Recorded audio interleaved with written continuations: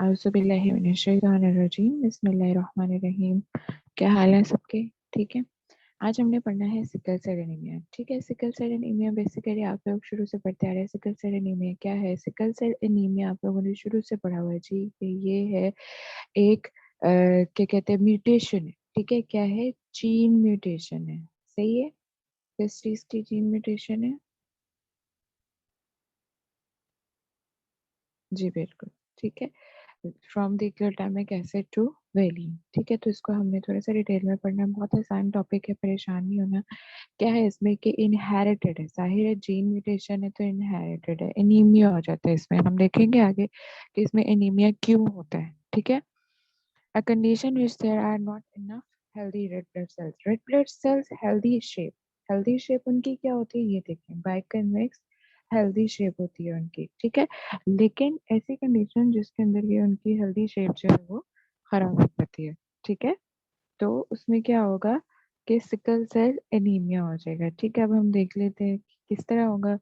ये देखें, ये देखिए, ये हमारा नॉर्मल सेल है, सिर्फ इसमें आपने ये रखा है। नॉर्मली जो सेल्स होते हैं वो इस तरह के बाइकन्वेक्स इस तरह के होते हैं। ठीक है, लेकिन जो हमारे पास सिकल सेल शेप में हो जाते हैं जीन म्यूटेशन की वजह से, अब नॉर्मल सिकल शेप, ये हमारे पास क्या है, इसकी सिकल शेप। ठीक है, अब ये देखिए, इसकी फॉर्मेशन खराब होगी, इसकी शेप खराब होगी, तो क्या होगा? आप खुद बताएं मुझे। शेप खराब होगी, फॉर्मेशन खराब होगी, तो क्या होगा उसके अंदर?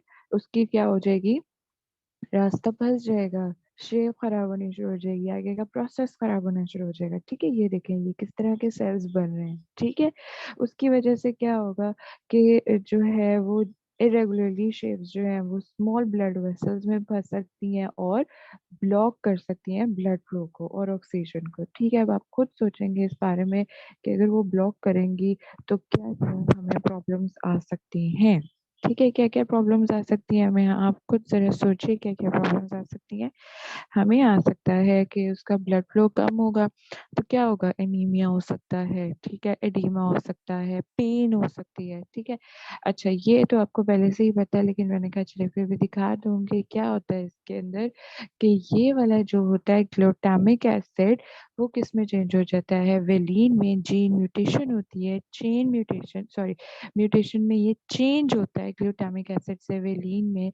तो उसकी वजह से ये जो नॉर्मल सेल है ये किस में चेंज हो जाता है? सिकल शेप में। ठीक है, इसलिए इसे क्या कहते हैं?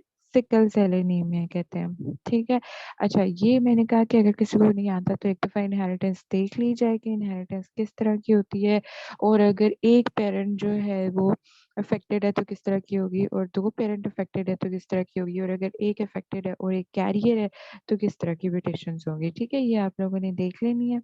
ठीक हो गया, ये देखिए, ये 50% चांस होगा अगर दोनों पेरेंट्स हैं तो। और अगर एक पेरेंट जो है वो सिकल सेल ट्रेट का है और दूसरा जो है वो सिकल सेल एनीमिया का है, तो फिर 1 in 2% चांसेस होंगे। और कोई भी चिल्ड्रन पूरी तरह से इफेक्ट नहीं होगा, यानी कि कैरियर होंगे। ठीक हो गया, और तीसरे में अगर एक जो है उसको सिकल सेल एनीमिया है। अच्छा, इसमें आप एक और चीज देखेंगे कि हमारे पास, आपके पास लिखा होगा बुक के अंदर HbS और HbAA। तो HbSS stands for sickle cell, तो जिसके अंदर 2 S होंगे मतलब कि उसके अंदर सिकल सेल एनीमिया है। लेकिन जिसके अंदर एक S होगा दैट मीन्स कि वो कैरियर है। ठीक है, और AA मीन्स नॉर्मल। ठीक हो गया, ये आपको भाई भी पढ़ाएंगे आगे हीमोग्लोबिन की टाइप्स। ठीक है, इतनी बात समझ आ गई। ये 4 ट्रेड्स हमने करने हैं, आप भी कर लीजिएगा वैसे ही, लेकिन इतना ज्यादा अब इस लेवल पे नहीं। इस लेवल पे हमने क्या करना है, इसकी डायग्नोसिस और मैनेजमेंट। अच्छा, आपने ऊपर देखा था कि उस तरह इसकी जो सिकल सेल शेप थी, इस तरह से इस तरह उसकी खराब हो रही थी, तो आप खुद सोचे, मैंने आपको ऊपर बताया था कि उसका ब्लड फ्लो जो है वो खराब हो जाएगा, तो उसकी वजह से क्या हो सकता है? एनीमिया हो सकता है, ब्लड फ्लो कम हो सकता है। ठीक है, और फिर पेन हो सकती है, पेन के साथ स्वेलिंग होगी, हैंड्स में स्वेलिंग होगी, और साथ में फीट्स में भी स्वेलिंग होगी, पेनफुल स्वेलिंग होगी, इस तरह से पूरा का पूरा हाथ सूज जाएगा।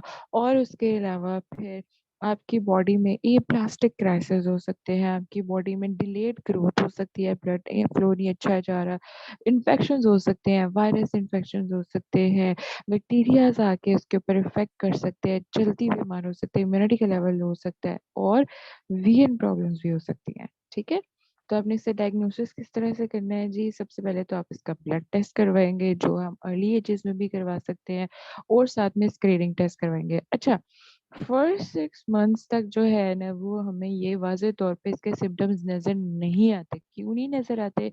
क्योंकि फर्स्ट 6 में जो इम्यूनिटी होती है वो मदर की तरफ से आई हुई होती है, तो वो मास्क कर जाती है, इतना ज़्यादा नहीं करती। जो सिम्टम्स हैं वो 6 टू 9 मंथ्स के अंदर, उसके बाद हमें नज़र आने शुरू होते हैं। ठीक है? तो हम जो है वो क्या कहते हैं उसको, अर्ली एज में, एमनियोटिक एज में हम उसकी जेनेटिक काउंसलिंग, एमनियोसेंटेसिस आप पढ़ेंगे आगे, और साथ में कोरियोनिक विलस सैम्पलिंग जो है, ये दोनों हम जो है वो बिफोर बर्थ कर सकते हैं। ठीक है, पता लगाने के लिए इसके अंदर सिकल सेल एनीमिया है या नहीं।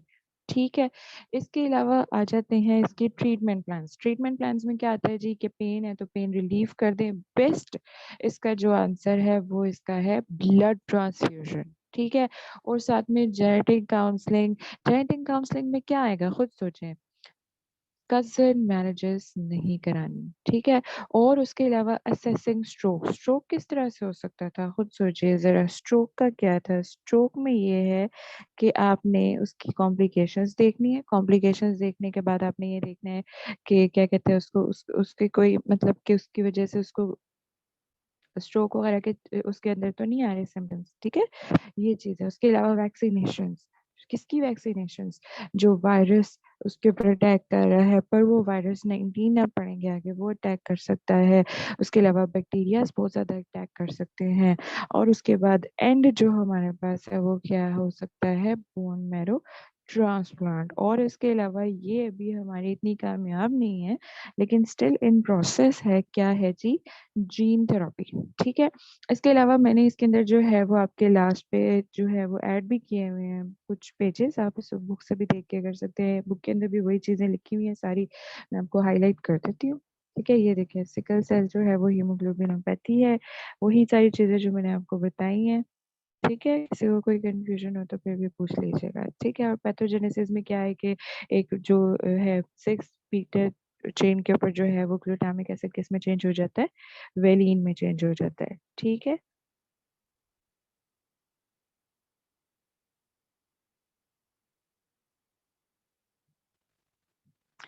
जो आपके अंदर इसके अंदर स्ट्रोक है ना बेटा, उसके अंदर ये है कि स्ट्रोक क्यों हो सकता है? स्ट्रोक इसलिए हो सकता है क्योंकि अगर कोई सिकल सेल्स कोई आपके ब्लड फ्लो में जाके उस एरिया को ब्लॉक कर दें, तो क्या होगा? स्ट्रोक के चांसेस हो सकते हैं। स्ट्रोक में सीजर्स आएंगे, वीकनेस आएगी, नमनेस आएगी, आर्म्स लेग्स वगैरह की। ठीक है, तो उसकी वजह से वो फेटल हो सकता है। इसके अलावा ये इसकी कॉम्प्लिकेशंस भी हैं। इसके अलावा क्या हो सकता है? कॉम्प्लिकेशंस में पल्मोनरी हाइपरटेंशन हो सकती है, और उसके अलावा एक्यूट चेस्ट सिंड्रोम हो सकते हैं जिसमें लंग इन्फेक्शंस हैं। और पल्मोनरी हाइपरटेंशन में क्या होगा कि अगर ये सिकल सेल जो है ये हाई ब्लड प्रेशर कराते हैं लंग्स में, तो क्या होगा? पल्मोनरी हाइपरटेंशन होगी। उसके अलावा इसकी कॉम्प्लिकेशंस में organ damage, blindness, leg ulcers, gallstone. ये इतना इंपॉर्टेंट नहीं है, आपके लिए इंपॉर्टेंट ये है कि आपने डायग्नोसिस उसका किस तरह से करना है। ब्लड टेस्ट ले सकते हैं हीमोग्लोबिन इसको चेक करने के लिए, एनीमिया टेस्ट कर सकते हैं उसके अंदर। और उसके अलावा आप उसके अंदर जेनेटिक काउंसलिंग में 14 टू 16 वीक्स ऑफ प्रेगनेंसी में amniocentesis कर सकते हैं। और उसके अलावा कोरियोनिक वेलनेस सैम्पलिंग जो मैंने आपको पहले बताया। ठीक है, और ट्रीटमेंट में वही क्या करना है आपने कि जो जो रिड्यूस पेन है, ब्लड ट्रांसफ्यूजन, प्रिवेंट कॉम्प्लिकेशंस, जो जो एंटीबायोटिक्स आपने देने हैं, जिसमें आप पेनिसिलिन यूज कर सकते हैं। सही है, और पेन रिलीविंग मेडिकेशंस, और वेरी इंपॉर्टेंट आपकी बुक में भी लिखा हुआ है हाइड्रोक्सी यूरिया। ठीक है, हाइड्रोक्सी यूरिया, ये देखिए आपकी बुक में लिखा हुआ है हाइड्रोक्सी यूरिया, वो भी आप दे सकते हैं, और उसकी आपने डोज भी याद रखनी है।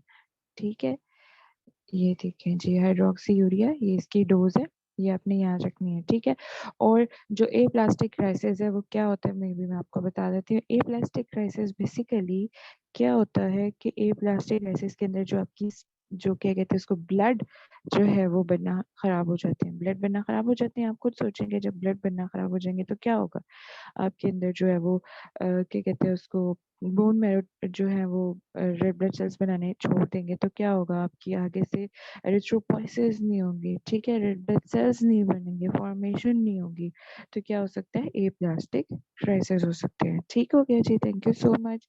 अब आपकी मार्किंग देख लीजिएगा, फिर भी कोई सवाल हो तो पूछ लीजिएगा।